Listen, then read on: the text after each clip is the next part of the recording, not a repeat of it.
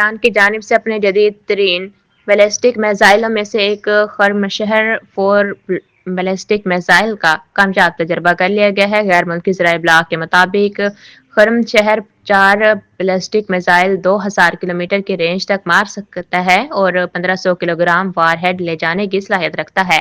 Reports کے مطابق ایران سے مذاکرات میں ان کے بیلسٹک میزائلوں پر بھی بات چیت کرنے پر مصر ہے، جبکہ ایران بات چیت کو صرف جوہری مسائل تک مرکوز رکھنے کی اہمیت پر زور دیتا ہے۔ شہباز شریف نے کہا ہے کہ T20 ورلڈ کپ پر ہم نے بڑا فیصلہ لیا ہے اور 15 فروری کو بھارت کے خلاف میچ نہیں کھیلیں گے۔ وفاقی کابینہ اجلاس سے خطاب کرتے ہوئے وزیراعظم شہباز شریف نے کہا کہ پاکستان کا موقف ہے، یہ کھیل کا میدان ہے، سیاسی میدان نہیں۔ کھیل کے میدان میں سیاست بالکل نہیں ہونی چاہیے، ہمیں بنگلہ دیش کے ساتھ پوری طرح کھڑا ہونا چاہیے، ہمارا مناسب فیصلہ ہے۔ وزیراعظم شہباز شریف نے ببانگ دہل کہا ہے کہ کشمیر بنے گا پاکستان و بھارت کا حصہ کبھی تھا اور نہ ہے۔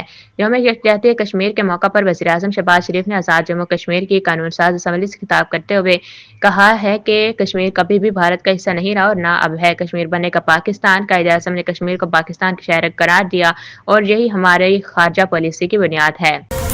پاکستان تحریک انصاف نے اپنی سینیٹر مشال یوسفزئی کے متنازع بیانات پر ان سے اہم فیصلہ کر لیا۔